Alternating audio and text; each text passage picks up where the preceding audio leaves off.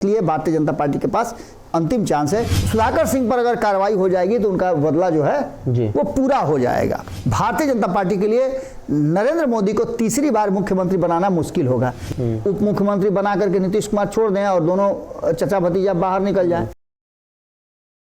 नमस्कार, भारत लाइव देख रहे हैं आप और ये रातों रात है। बिहार की राजनीति से जुड़ी हुई घटनाओं पर चर्चा करते हैं, विश्लेषण करके आपको बताते हैं कि आखिर इस राजनीतिक घटना का परिणाम क्या होने वाला है।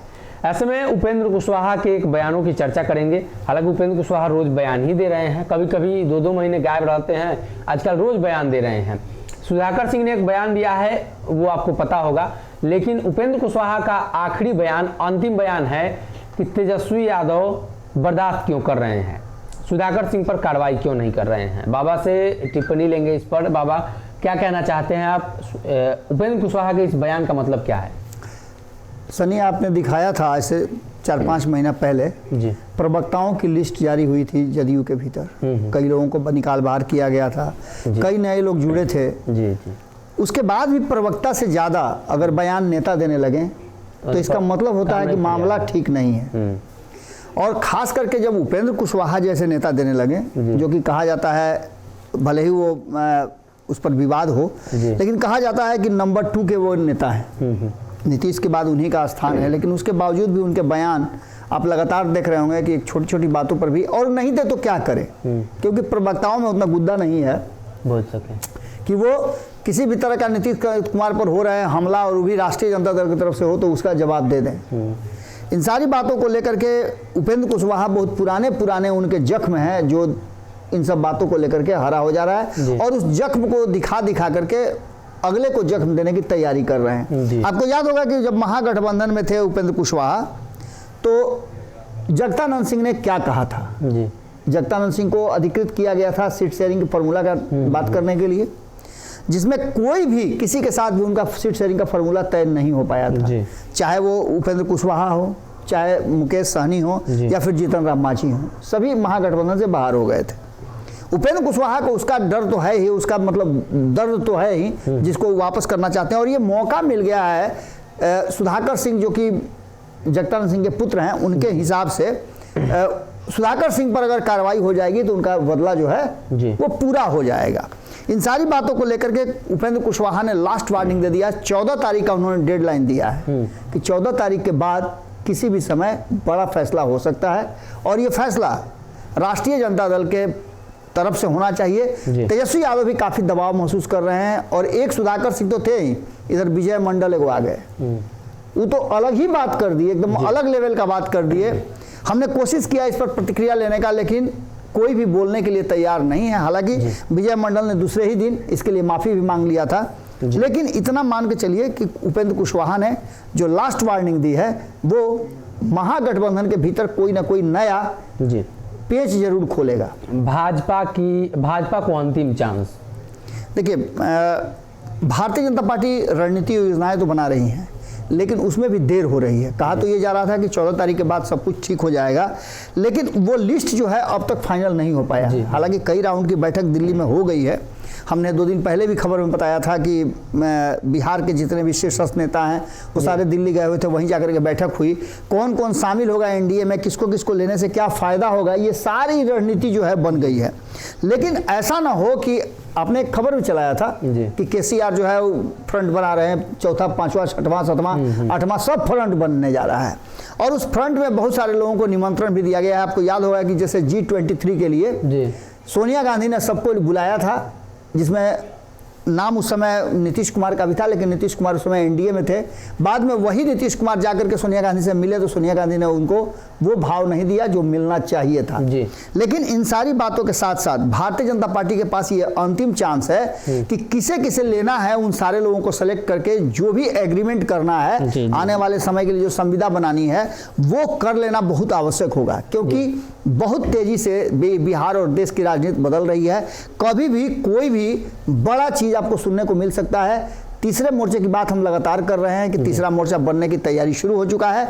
भले ही देश भर में 5वां 6वां मोर्चा बन रहा हो, लेकिन बिहार में 2 मोर्चे एनडीए और महागठबंधन के बीच तीसरा मोर्चा शुरू हो चुका है और उसमें हो सकता है कि भारतीय जनता पार्टी में शामिल होने वाले नेता उस मोर्चा का हिस्सा बन जाए। इसलिए भारतीय जनता पार्टी के पास अंतिम चांस है कि वो जल्दी से अपना सब कुछ फाइनल कर दे। तेजस्वी का फैसला और चाचा की नई चाल, तेजस्वी यादव ने क्या नया फैसला किया है? देखिए, तेजस्वी यादव का कई तरह की बातें सामने आ रही हैं। पहला तो ये कि तेजस्वी यादव ने पुरानी बातों को दोहराया है। जब उनसे मीडिया ने पूछा, 2-3 बातें उन्होंने बहुत गंभीरता से कही, लेकिन एक बात का जवाब देते देते वो मुस्कुराने लगे। हमने इसको खबर में भी रखा था कि जब उनसे मुख्यमंत्री बनने वाली बात पूछी गई तो उस पर वो मुस्कुराने लगे। और इधर आपको याद होगा कि उपेंद्र कुशवाहा जो हैं वो विशेषाधिकार बता रहे हैं उप मुख्यमंत्री बनाने का नीतीश कुमार के पास। तो ऐसी स्थिति में आप समझ सकते हैं कि जहां लगातार लंबा होता जा रहा है सफर तेजस्वी यादव का मुख्यमंत्री की कुर्सी तक पहुंचने का, जो कि बहुत करीब कहा जा रहा था, उसके बाद उनकी पार्टी की तरफ से लगातार जो है फैसले आ रहे हैं। इसके बीच में सुधाकर सिंह ने कुछ ज्यादा ही कह दिया। उनके शब्दों को लेकर के भी उन्होंने फैसला ले लिया है कि उनके साथ क्या किया जाएगा। लेकिन इस बीच में उन्होंने ये भी कह दिया है कि सुधाकर सिंह ने जिस तरह की बात की उसे बर्दाश्त नहीं किया जा सकता है, लेकिन इस पर फैसला जो है वो अंतिम लालू प्रसाद लेंगे। अस्वस्थता के बावजूद भी लालू प्रसाद बिहार को देख रहे हैं। इन सारी बातों के साथ साथ जो तेजस्वी यादव का फैसला है और नीतीश कुमार का फैसला है कि नीतीश कुमार एक तरफ जहां बिहार यात्रा के बाद अब देश की यात्रा पर निकलने वाले हैं, और तेजस्वी यादव का कहना है कि उनके साथ अगर उनको मुख्यमंत्री की कुर्सी नहीं मिलती है तो उप मुख्यमंत्री के रूप में वो नीतीश कुमार के साथ साथ जहां जहां जाएंगे वहां वो भी साथ में जाएंगे।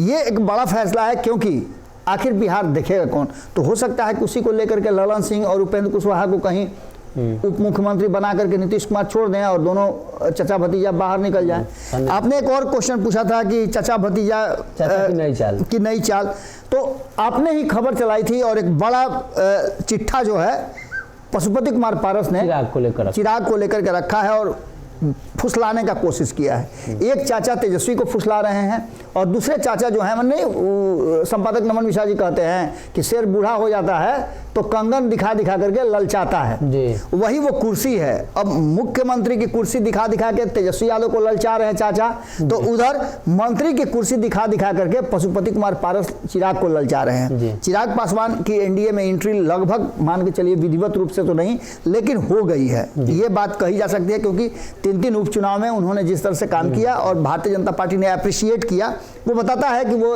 हिस्सा बन गए हैं एनडीए के। लेकिन अब जबकि पशुपति कुमार पारस को ये समझ में आने लगा है कि चिराग पासवान के एनडीए में रहने से उनकी स्थिति क्या होगी, वर्तमान बदली हुई परिस्थिति में भले ही वो नीतीश कुमार पर डोरे डाल रहे हो, नीतीश कुमार को लेकर के वो कई तरह की बातें कह रहे हो या नीतीश कुमार का विरोध भी कर रहे हैं, उन सब बातों का महत्व तो तब और ज्यादा बढ़ जाता है जब वो चिराग पासवान को ये सलाह देते हैं कि एनडीए में आना उचित नहीं होगा, तीसरे फ्रंट में या महागठबंधन में आप शामिल हो जाइए, मुख्यमंत्री की कुर्सी आपके लिए सुरक्षित हो जाएगी। ऐसी स्थिति में देखना दिलचस्प होगा कि जो बिहार और बिहार की राजनीति चल रही है, जो देश की सारी राजनीति पर भारी पड़ रही है, इसका सीधा मतलब यह है कि बिहार 2024 और 2025 में निर्णायक भूमिका निभाएगा।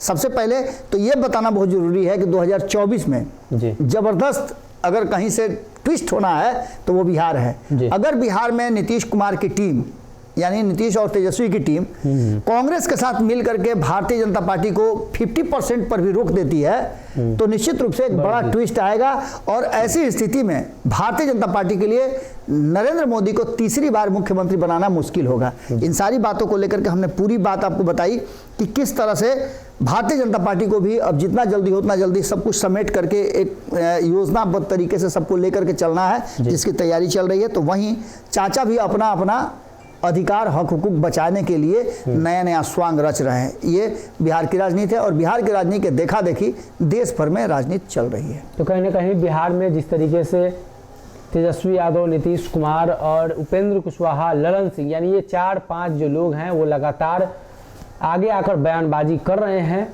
2025 और 24 में भाजपा को रोकने की बात कह रहे हैं, लेकिन अभी की परिस्थिति में ऐसा लग रहा है कि शायद जनता दल यूनाइटेड, राष्ट्रीय जनता दल यानी महागठबंधन कुरवाहा अगर खुद को संभाल ले, यही एक बड़ी बात होगी।